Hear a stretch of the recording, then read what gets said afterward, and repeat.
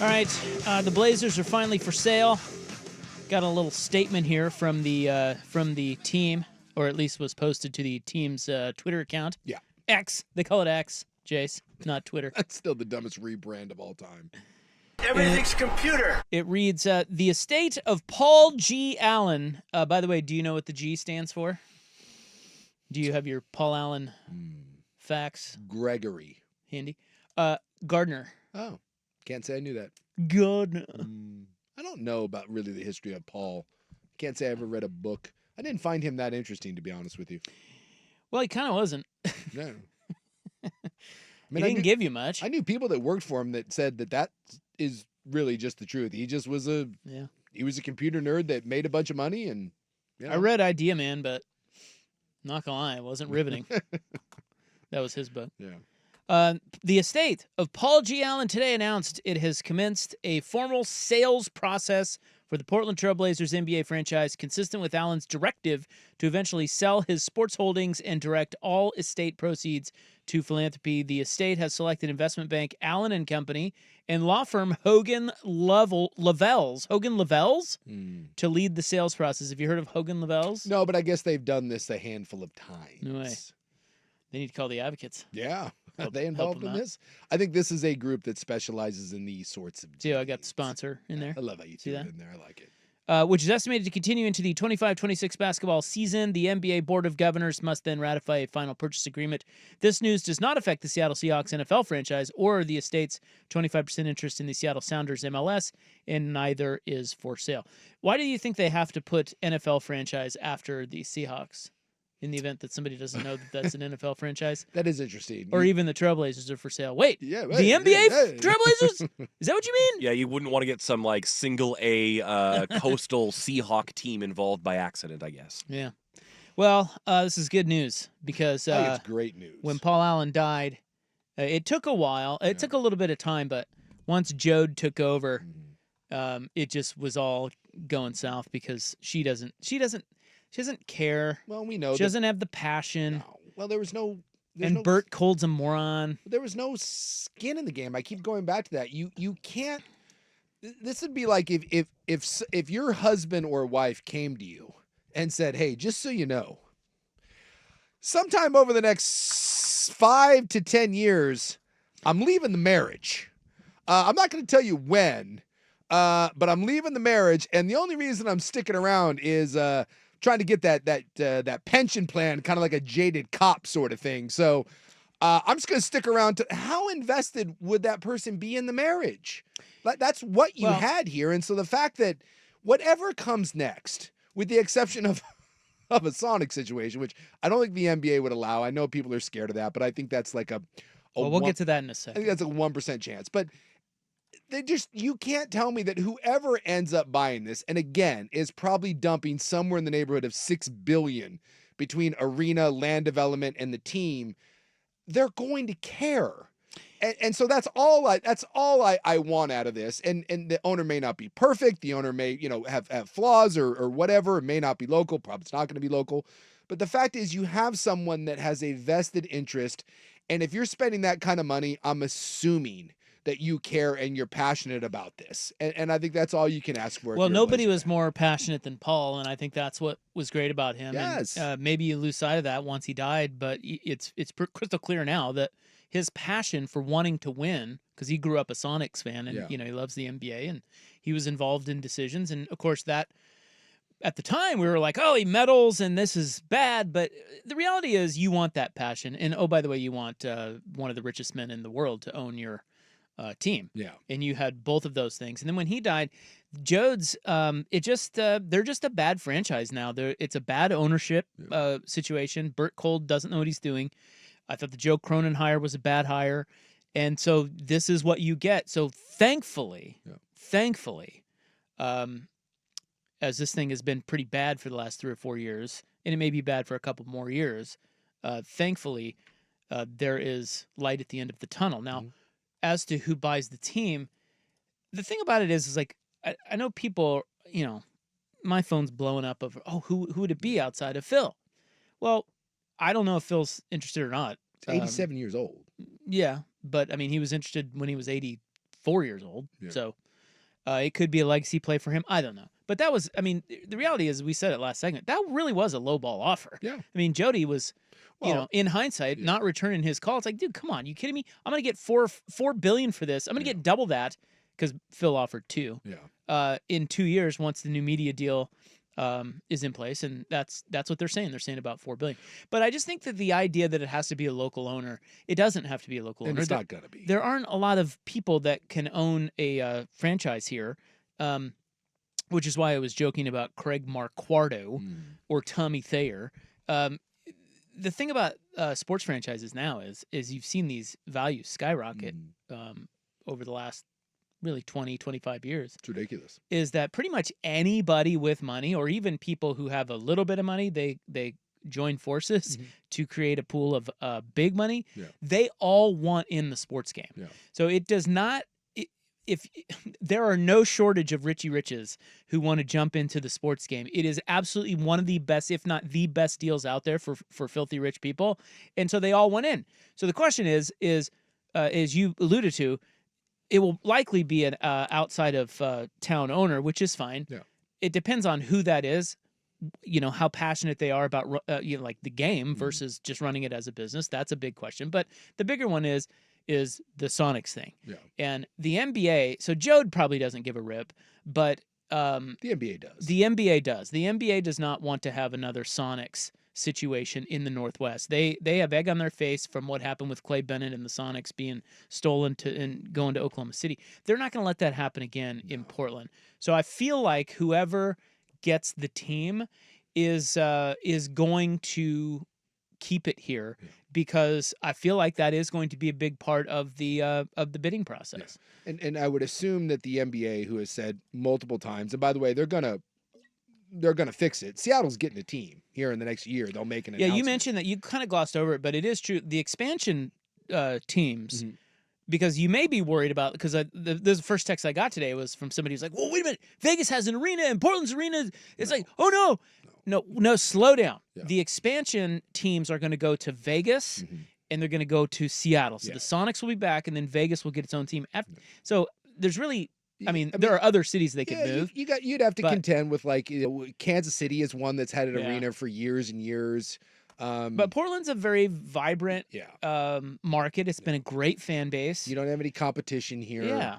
So I just... They won't let it happen. I would be shocked if in the vetting process, and remember, everything has to be approved by the NBA, the owners have to stamp off and approve anything. So I would assume, and maybe this is just me being naive, but I would assume part of the vetting process is a plan for either a massive overhaul. I mean, I think we have the sixth or seventh oldest arena, and might be the oldest when you consider we haven't had major renovations. Like, Madison Square Garden's the oldest, but that thing is constantly undergoing renovation.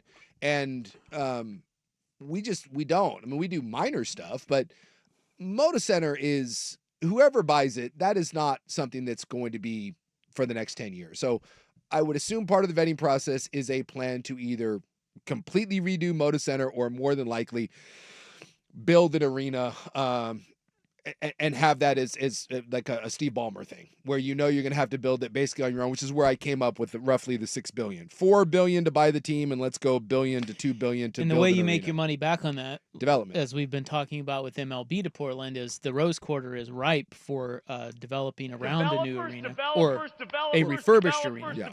So they would make a bunch of money on apartments, retail, whatever it is around the arena. That's how you recoup your money there. So I mean, we'll see. The only way it would happen, and again, you're talking about you can never say never in the world of sports, but when the Sonics were sold, that thing was sold with the idea of he wanted to move them to Oklahoma City, right? That was the plan all along, and the NBA got a ton of flack, and it was such a bad look.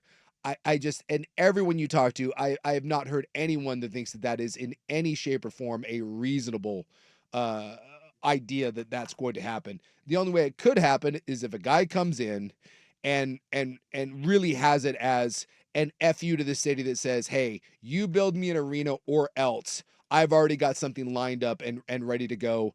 And again, that's going to be part of the vetting process. I just don't think it's a realistic thing that you have to be afraid of if you're a Blazer fan. I really don't. Well, that's why it's I feel like it's like this. If you have a guy like that who comes in and is like, I'm the highest bidder, but I'm moving the team, or there's the threat of I'm moving the team, they don't have to give it to that guy. No, they don't. Because again, this is in business. I think everybody's talking about how rich people, all they want to do is get into sports now. Yeah. So it's not as if they're only going to be 1 or 2 bids, dude. You see the A-Rod group, you see there's been so many groups. Brady's now involved. And again, these aren't the big money guys, but I'm just saying what they do is they partner with the rich billionaire guys. There is going to be no shortage of groups that will bid for the Blazers or any sports franchise that's for sale because they know how much money they're going to make off of it.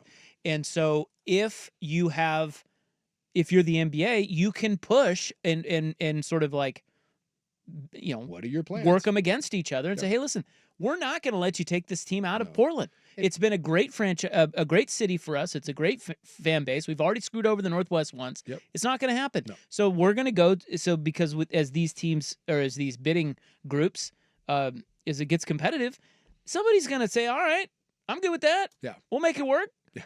I'll develop the Rose Quarter. I'll be a freaking Portland hero. I mean, you've had I'm the new Daniel Baldwin. I mean, essentially, you've had 2 teams in 20 years that actually, if you want to go back, you could say 3 teams since 1985 when the Kings left, the Grizzlies left, and then Oklahoma City, because the Hornets thing was weird because it was New Orleans, but Charlotte got their team, and teams don't move in the NBA. They don't want them to move.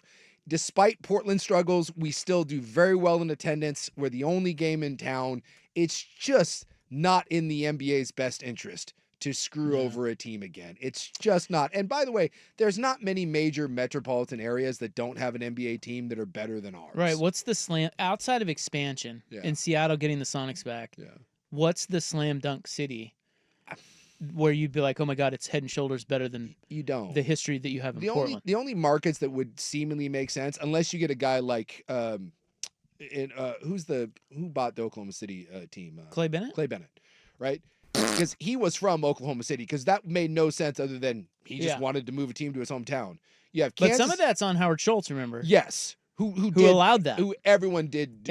But see, the hard part here is that people go, well, Jody doesn't care, and she probably doesn't. But the NBA does. But I thought that Paul Allen did. Didn't Paul Allen before he died? And we haven't seen what's in there, but I thought Paul Allen said, "Hey, I want to keep. I think it's important to him to keep it in Portland. Or at least I thought it was. I certainly hope so. But you got if that's in there, Jode needs to abide by that as well, because she always said she would do what Paul wanted. The only markets you'd be dealing with Kansas City, you'd be dealing with Baltimore.